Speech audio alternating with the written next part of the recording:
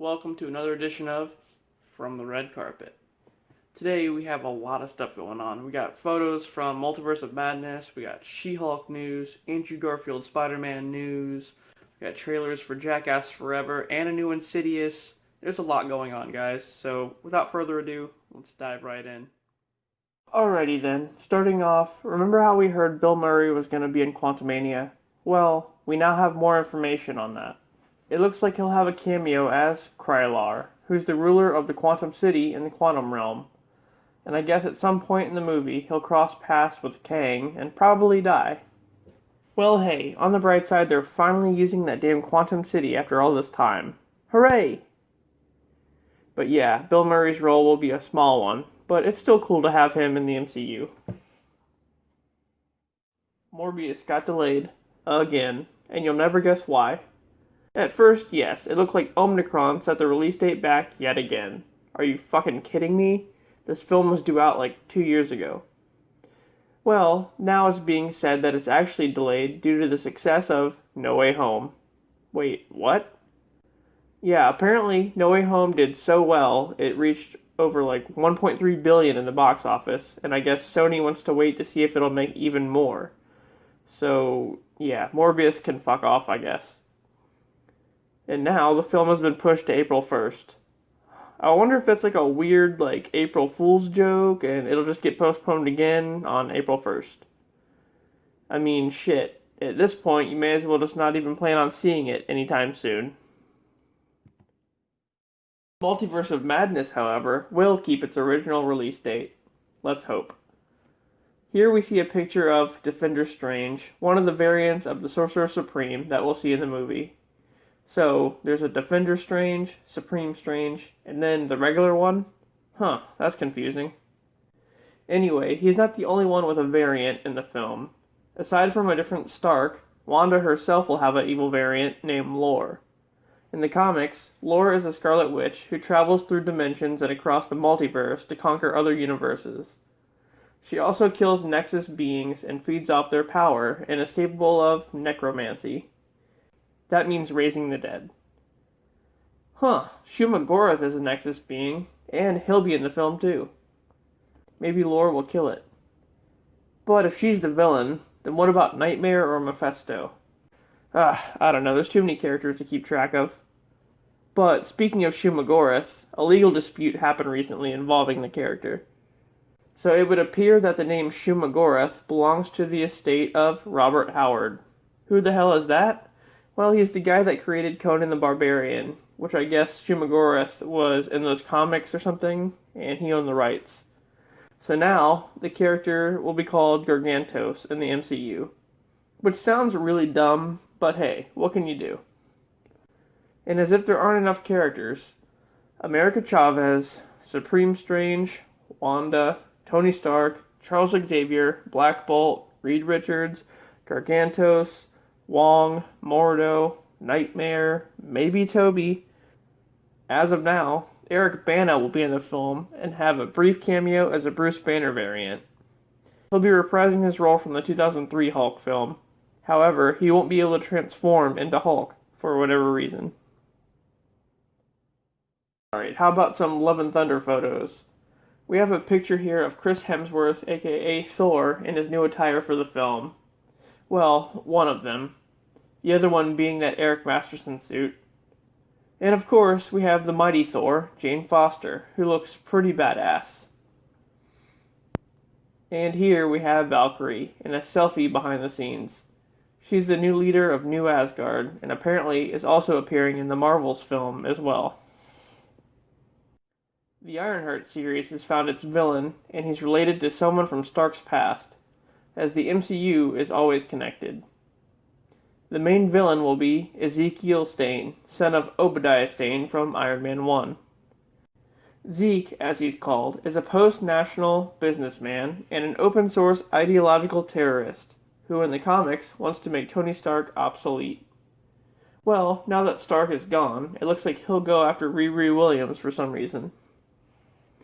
The series hasn't started filming just yet. It's still in the casting phase, as they are looking for an actor to play Stane. Riri Williams, however, will of course be played by Dominique Thorne, but that's all I know for now. Speaking of Disney Plus series, Spider-Man Freshman Year is said to feature Phineas Mason, aka the Tinkerer, and also the Chameleon and Silvermane. Chameleon is allegedly the guy who we saw in Far From Home hanging out with Nick Fury. And Tinkerer, well, he's the guy helping Vulture in Homecoming. It's been reported that the series will take place exactly 1 year before Civil War, so somewhere around the time of Age of Ultron, I guess. Ghost Rider has finally been cast for the MCU. Who is it? Well, we don't know. It's being kept real secret. However, I can say it's not Keanu Reeves or Norman Reedus. So, there you go. After No Way Home, Andrew Garfield has signed on for at least several more projects as Spider-Man. Marvel and Sony are looking to combine The Amazing Spider-Man 3 and Venom 3 into one film, having Spider-Man and Venom finally clash. This is amazing news. So now it's confirmed for sure that Tom Hardy's Venom is in Andrew's universe. Also, as last week I mentioned that Black Cat film being developed which may star Anya Taylor-Joy, Sony is actively pursuing Emma Stone to return not just as Gwen Stacy, but Spider-Gwen. I have no idea what Emma Stone would think about that, but please let this happen. Well, in other news, the Flash film is doing some DCEU fuckery for sure. The film is said to undo the events of every Zack Snyder film done in the universe. Man of Steel, Batman vs. Superman, and Zack Snyder's Justice League. Man, Warner Brothers really fucking hates this guy. So the events of the Flash film will create a new timeline where none of those films ever happened, and it'll also erase any evidence of Henry Cavill as Superman. And apparently, at the end of the Flash film, Flash, Supergirl, and Shazam will form a new Justice League. Well, that sounds like shit, and I was really excited for this one too. Why?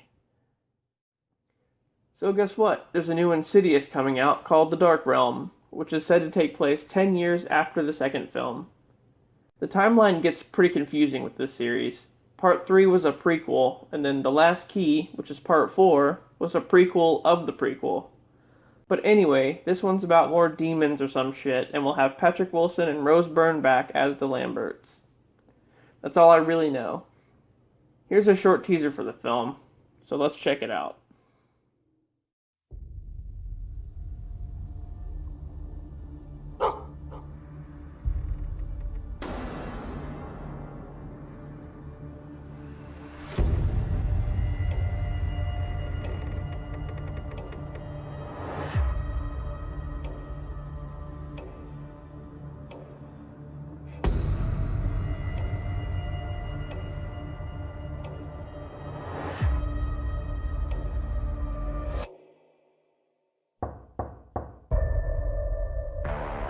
Is there an entity in this house?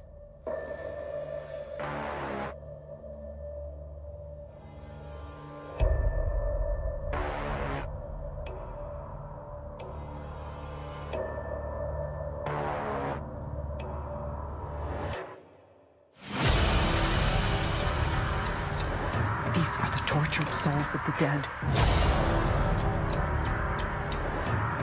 They exist in a darkness, a place beyond our physical understanding of the world as it is.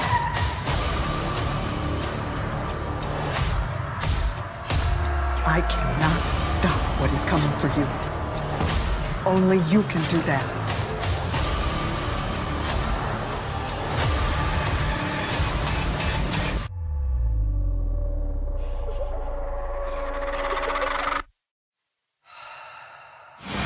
They want what you have.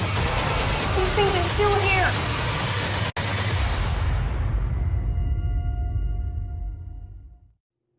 Also out this week is a new La Llorona film.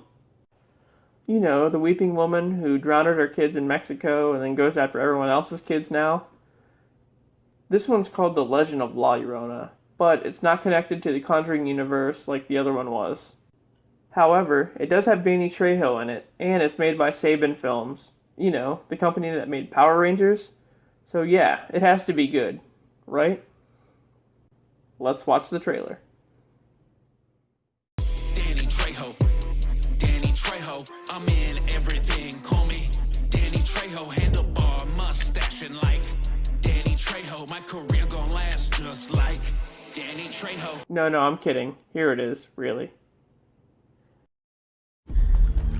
Everyone in Mexico knows story, but it's no lie. Llorona es real.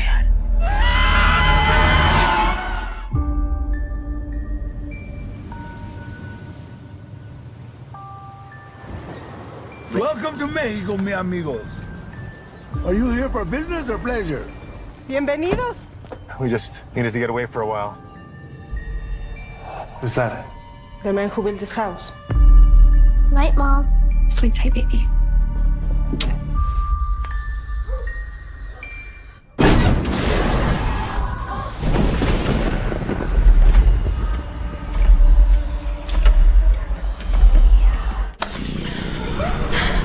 Danny! La Llorona! What's a Llorona and what does it want with my son? Mama! What? But who?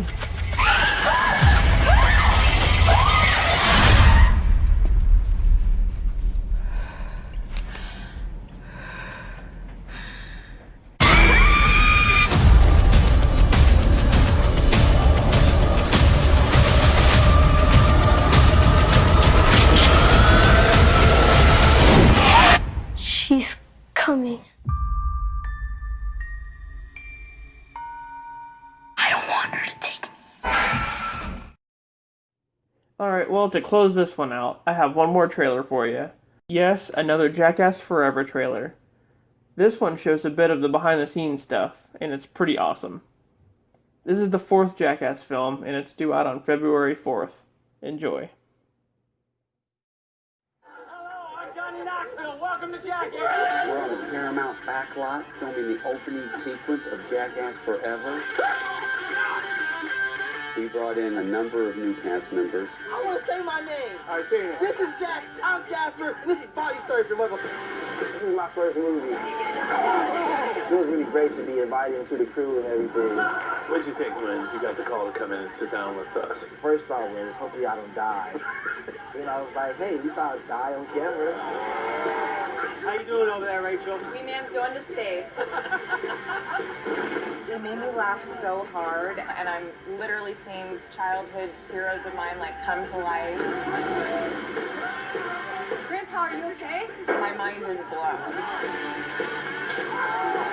I'm Eric. I'm from South London. I love skating and I love getting a bit hurt.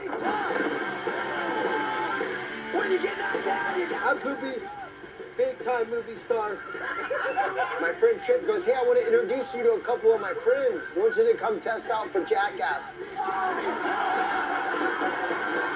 And I was like, no way, like speechless at that moment. The Texas rat snake. Venomous? But you love snakes. No, I don't. You don't love snakes? No. I was pretty nervous getting brought into this movie, honestly, because I'm doing like crazy stuff with all these people that I've looked up to my entire life. Looks like those guys are getting overpaid our dues, so we're handing the torch to you. I love this dude. The new people that we're working with are great, and we've been destroying them throughout this film. Did you guys feel like you had to earn it with the guys? For sure. I'm so nervous, but yeah, it was a dream come true. That's the best part. It's like, yeah, I'm afraid of doing this. But it's gonna look awesome.